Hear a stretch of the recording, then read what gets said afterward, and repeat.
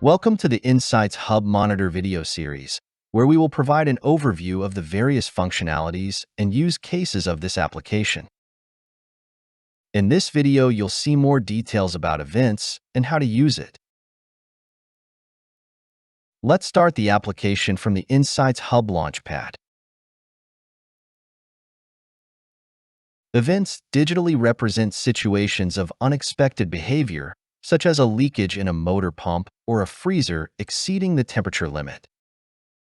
When you open Explorer Events from the sidebar, you can see all events in your environment. Use the time range picker to select the times you are interested in.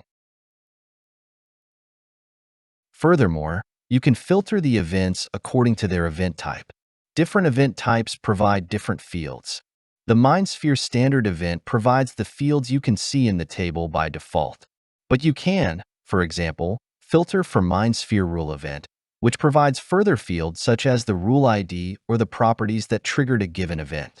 If you have a custom event in your plant, you can filter for this event type and also configure the visible columns.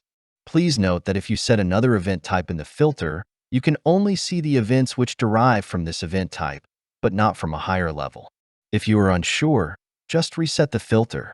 According to the event type definition, columns can support filtering or not. If you select an event, you can see all related information in the right detail panel.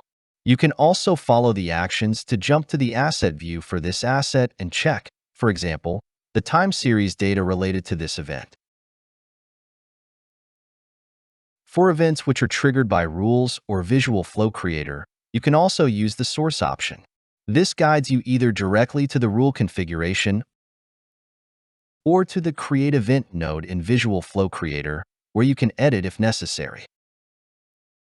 For further analysis and external tools, you can also export the events into a JSON file.